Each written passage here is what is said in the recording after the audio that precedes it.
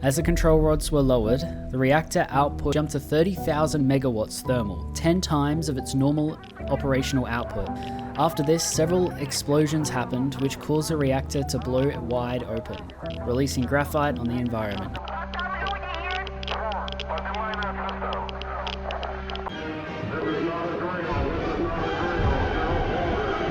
World War III. It is here. Welcome back to part 3, and the finale, actually, of 50 years as the Soviet Union in the Cold War mod. If you haven't checked out part 2, I highly recommend it. We restored the bipolar world by taking out China with America, and now it's divided just like Korea. But now we have no room left to expand without direct conflict with the US. Stay to the end if you want to see what the map looks like after we win the Cold War. Also, please subscribe. At 80k subscribers, I'm playing America in the New Order, which, if you don't know what that is a timeline where Germany wins World War II. So subscribe for that. Anyway, let's get straight into it. World War III is coming. I'm so excited. I've never been excited for World War III, but here we are. Now, it seems there's going to be 3 major fronts: the European front, the Middle Eastern front, and the Asian front. But before all that, our leader is going to change a couple of times. Currently, we are led by a Brezhnev. However, he isn't going to last much longer. I think he's got 4 years or 2 years left in him.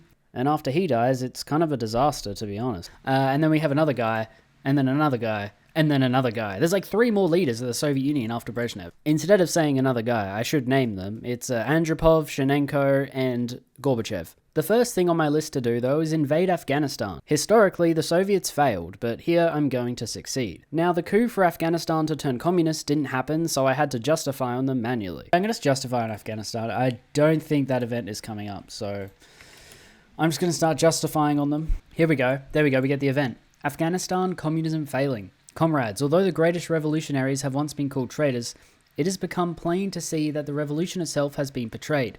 How else would you explain the rule of the HDKA of the Democratic Republic of Afghanistan? Now, I think that's just a generic event when you justify on a communist country. I used commands to turn them communist to see if it would change anything, and it didn't. Anyway, we're going in on Afghanistan, and nothing can stop us. I'm going to do the Afghanistan intervention. I want to invade. Let me invade. Alright, we're just going to... Oh! Okay, whoa, President Reagan, okay. These super events give you no warning, it's just a jump scare, like every time. Shortly after Reagan came into office, the Soviets invaded Afghanistan.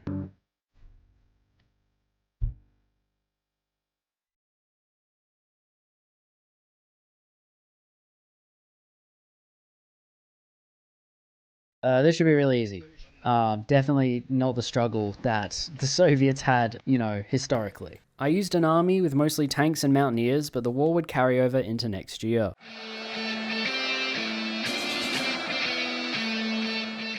Unfortunately, the mountainous terrain made my division super slow, not to mention the mountain passes that I had to try and squeeze through, but I was able to encircle and destroy many of the divisions, leading to the capitulation of Afghanistan. And we got Afghanistan. Cool. Alright, we're just going to puppet them. So we have the Democratic People's Republic of Afghanistan, my puppets, and that is another addition to the Warsaw Treaty Organization. I started reorganizing my army onto the fronts I want to invade. I had none on the Middle Eastern front, so I took some away from the Asian front because I know China is going to field a bunch of divisions for me. That was pretty much how I spent the rest of the year, apart from building some more civilian factories and combating alcoholism. Next year, Brezhnev would die, and we would get Andropov, the head of the KGB, as our leader.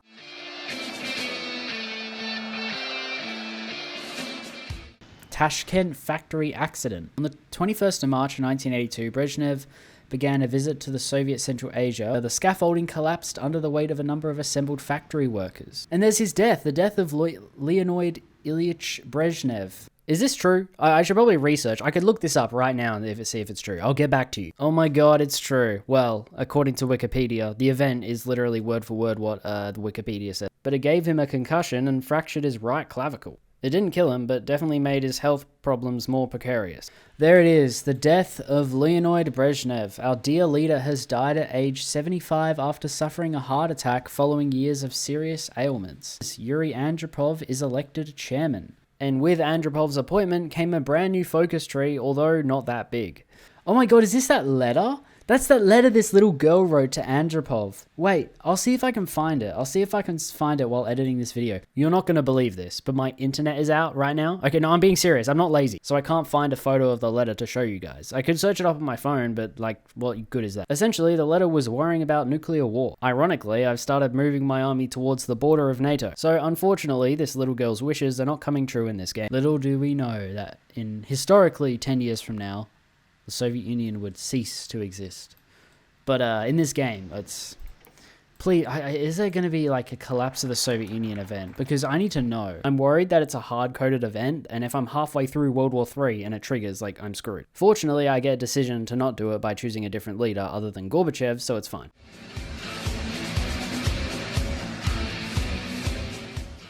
Alright, it's 1983.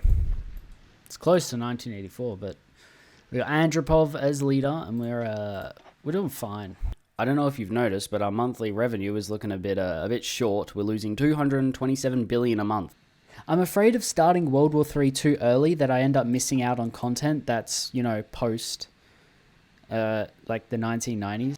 Why am I losing 227 billion a month? Fortunately, we have a lot of financial reserves to keep that up for a while, but that's going to be depleted very quickly. Alright, another decision of, I don't know, top one, why not? Some of the events in here are unfinished, but I figured out why I was losing so much money. For some reason, we're not collecting any tax. I had no idea why, so all I could do was just lower my spending, which unfortunately is a very slow process. Taxes, negative 40. Negative 0.4, sorry. Like, it says I have tax income, though. I don't get it. Oh, the Korean Airlines flight 007. This is the one the Soviets shot down, and it was like a civilian aircraft, but like, they thought it was a military aircraft, so they shot it down. And then the fighter pilot that shot the plane down, denied that it was a civilian aircraft for decades. Like, this guy did not believe he shot down a civilian aircraft. He was like, USA warplane. It was a USA military fighter, or military, not a fighter, but some sort of, like, you know, shot it down, denied that it was a civilian aircraft. And he just never accepted it. He just never, I mean, how could you accept shooting down a civilian aircraft? So that's something interesting about that flight, that you guys probably didn't know. Essentially, it was a civilian aircraft that entered Soviet airspace in Sakhalin, and due to misnavigation, and then they thought it was a spy plane, and they shot it down after, like, trying to communicate with it, and they didn't respond, obviously. Anyway, I finally ran out of financial reserves, and I was not cutting back my spending fast enough. Oh, we didn't get this event on Murder of Zanovskaya. Alright, what did that do? Replace... Okay. We're so far into the game now that, like, we're working in uncharted territory. I don't think the devs intended anyone to play this far. Oh, lower the spending. Alright, no education system. Sorry, guys. Anyway, we're coming to the end of 1983 now. So 1984, I believe the leader changes again.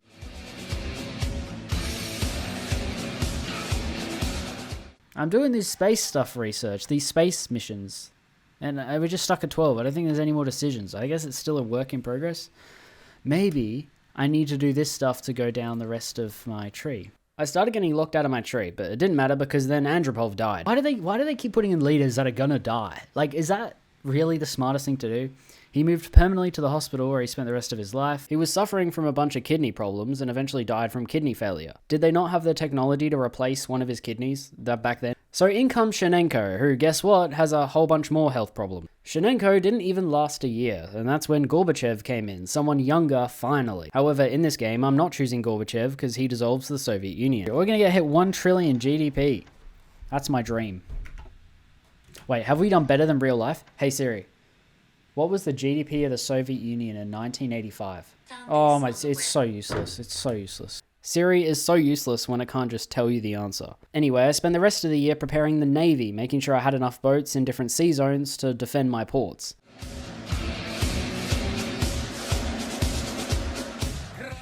Okay, there he goes. Death of Konstantin Ustinovich Chernenko. He died in March 1985, only leading the country for 13 months. He became the third Soviet leader to die in less than 3 years. Upon being informed in the middle of the night of his death, US President Ronald Reagan is reported to have remarked, "How am I supposed to get any place with the Russians if they keep dying on me? I can pick someone else. No way. I can pick Romanov?" So Romanov is a conservative as opposed to Gorbachev, who is a liberal. Out of these two leaders, which one is more likely to have World War III break out is definitely Romanov. Okay, Gorbachev, no chance. Oh my god, I just thought of the craziest idea.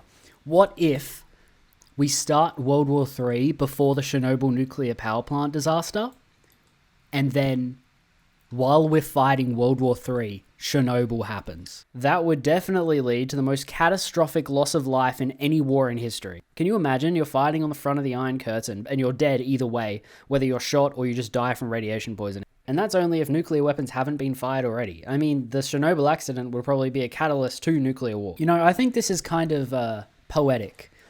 He's going to win the Cold War. Gorbachev would lose the Cold War, but Romanov would have won the Cold War. Here we go. But next year, the Chernobyl nuclear disaster is going to lead to World War III.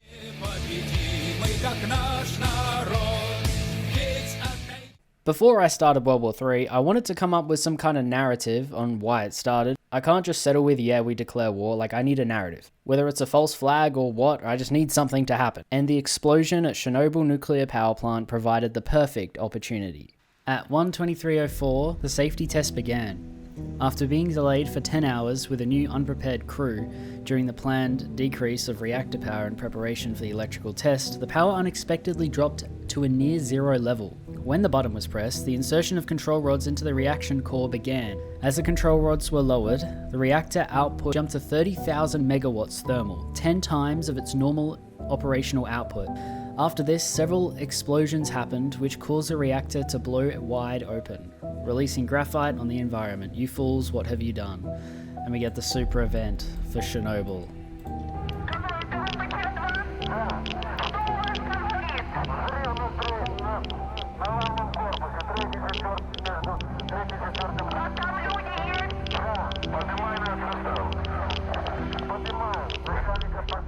Sweden picked up on radioactive readings shortly afterwards. Clearly, the radioactive cloud was coming from somewhere southeast, but due to the USSR's secrecy, they did not disclose it, leading to NATO having to assume the worst, that nuclear weapons were used on Iran. When Soviet soldiers marched into Iran, the West had no choice but to declare war on the USSR in response.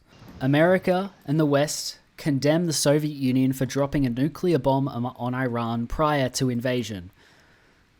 Obviously, that we didn't do this, it was Chernobyl, but we could not tell them. And so now the invasion of Iran, which was preceded by a nuclear bomb, according to the West, has given them pretext to invade us too, and World War III shall begin. We've declared war on Iran. World War III. It is here. The disaster at Chernobyl nuclear power plant had been mistaken for a nuclear bomb being dropped on Iranian soil, a major US ally, leading to the US and NATO having no choice but to strike back, leading to World War III. Okay, I know that doesn't scream realistic, but come on, I had to work with something. Anyway, I now found myself at war with America and its allies. Even countries that weren't in NATO, such as Spain and France, have decided to join in on the side of the West. Berlin became the first confrontation between NATO and Warsaw Pact forces, in which the Warsaw Pact seized the city. And there we go, we got the NATO faction too. Guys, this is actually not funny. The disaster at Chernobyl has led to a massive radiation cloud being all over Europe, and we're currently fighting World War III. So this is actually not ideal. With the overwhelming numbers of the Red Army, the West had no chance in Europe. Meanwhile, in Asia, the Korean War reignited. There we go, Korean workers, your liberation is near. Federal Republic of Germany has capitulated. Great news, keep going. With American troops still crossing the Atlantic, NATO allies could not stand a chance. Meanwhile, America is forced to divert some of their army over to Asia. It is, of course, on our side. They're holding the front against Norway beautifully. Smashing through the Ardennes, look at this. The Germans taught us a few things. That's not really the Ardennes, it's a bit more south, but yeah, whatever. Mainland NATO allies would be pretty easy. The real challenge is getting to Britain. Meanwhile, the Korean front was a stalemate. Even with a full army of mine there, the South Korean army is holding up. Get it? Can we get Paris? Yes, the Red Army is in Paris. In this timeline, instead of that Kanye song that's about people in Paris, it's the Comrades in Paris. That's the name of it now.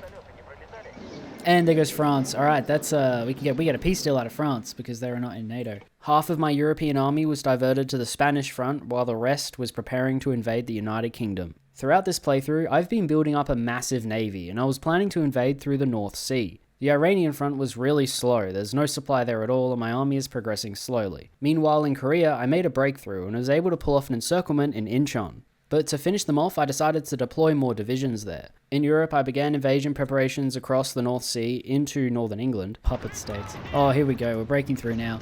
With the reinforcements in Korea. With the reserves coming here. Oh, yeah.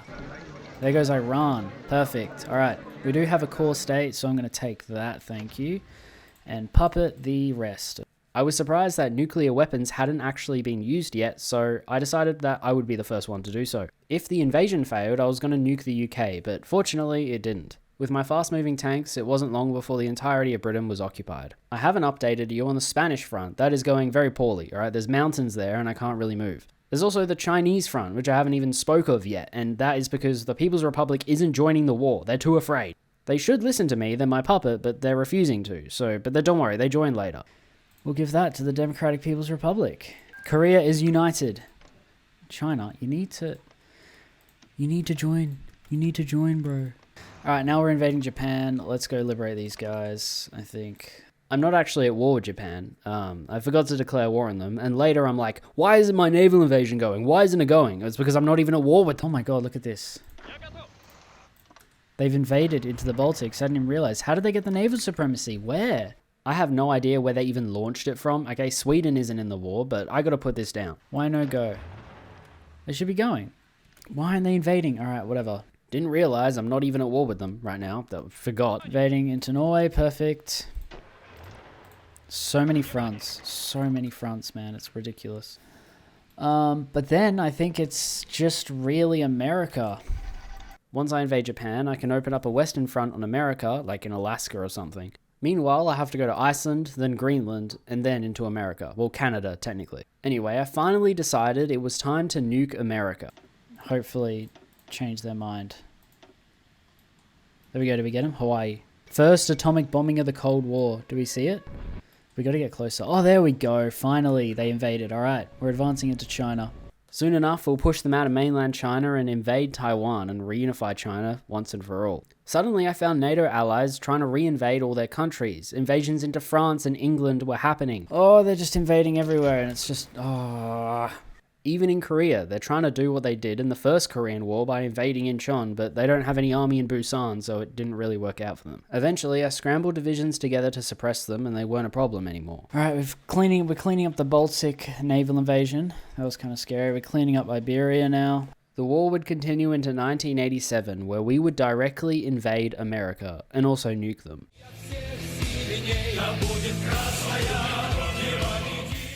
I had finally cleaned up the rest of Iberia and now had my army to go focus on America. But first, let's invade Taiwan. It was not a challenge whatsoever, and once I landed on the island, the Republic of China capitulated. Congratulations, China is unified.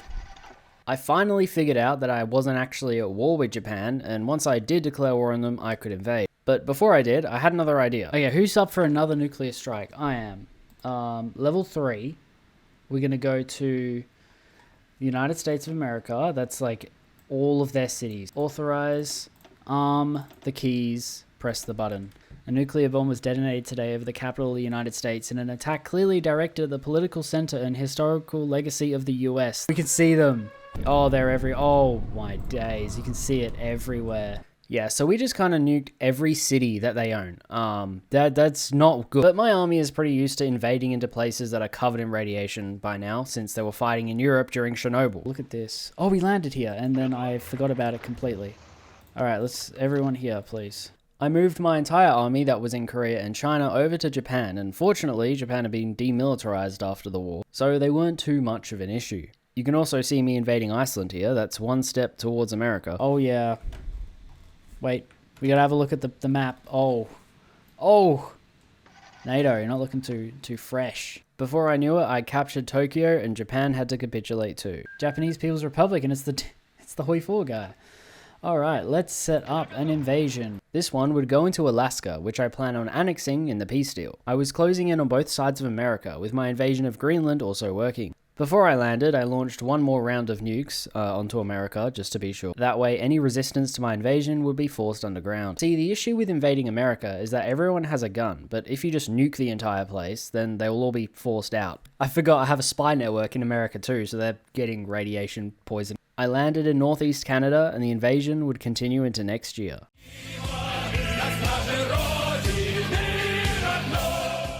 Now, there was really little resistance in Canada, and as I got into America, it got a little bit more, but I think the nukes kind of wiped the majority of the army out. Into Washington, let's go.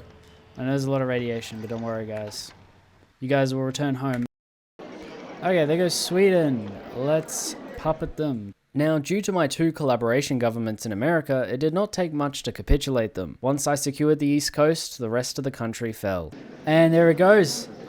That's the end of NATO. Now, for the peace deal in Europe, I'm mostly just turning the governments communist. I didn't really make any border changes. However, in America, I wanted to do something special. Simply just turning them into a communist puppet wasn't enough. And honestly, that's extremely unrealistic. So instead, I decided to make a collapse of America. By the way, what I've made is not something you can do in the peace deal. I use console commands to try and make it good. And it took quite a while, but if you like it, like the video. But before I showed you, I tried to make it like American collapse, but also went into civil war with my puppet regime also existing. So here it is. This is the peace deal I've done with America. Now, this isn't natural. This isn't to do with the mod or anything. I did this using console commands. We got the former United States of America, led by George H.W. Bush, in control of, I don't know, Seattle and Vegas and that, but the California Republic did break away, much like the Republic of Texas, which also broke away. Then we have another United States of America, which is supposed to be the Democrats. All right, this is the Republicans, and then this is supposed to be the Democrats, and these guys aren't at war with each other, but they're at war with the American Empire, which is which is led by Rockwell. These two are at war. I should probably made these two at war, but I don't know. I couldn't be bothered doing that. And then everything that is east of, what is this, the Mississippi River, I believe? Yeah, everything that is east of this is my puppet state, the United Socialist States of America. Oh, I also annexed Alaska, but there you have it, the collapse of America. However, I said I would play to the year 2000, and we still have 10 years left. It's only 1989. So what better use of that time than to invade Israel? Okay, we landed here too. We've encircled Tel Aviv. It's been secured. Now let's take the rest of Israel. Oh, it's gone. Alright. I ended up giving the land to the United Arab Republic, so the territories actually joined. And from there, I still found myself with nothing to do. Starting the war early didn't matter anyway. There wasn't any content beyond, like, Chernobyl. You know what I do want to do? I am going to enable focused on no checks, because I do want to see what happens when you get the letter. We never actually got to see the letter from Samantha, so I used commands again to do the focus. There we go. Her letter published in Pravada. Dear Mr. Andropov, my name is Samantha Smith. I am 10 years old. Congratulations on your new job. I've been worrying about Russia and the United States getting into a nuclear war. Oops. Are you going to vote to have a war or not? If you aren't, please tell me how you're going to help not have a war. This question you do not have to answer, but I would like it if you would. Why do you want to conquer the world, or at least our country? God made the world for us to share and take care of, not to fight over or have one group of people own it all. Please, let's do what he wanted and have everybody be happy too.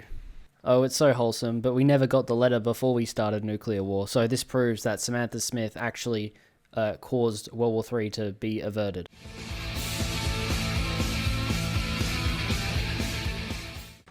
And I want to land on the moon. Why can't the Soviets land on the moon? I know there's a super event for the Soviets landing on the moon. For some reason, the space race decisions went away. I think they assumed that no one would want to do the space race past 1980. But I do. There's actually a super event for the Soviets landing on the moon, which I'm going to play for you right now.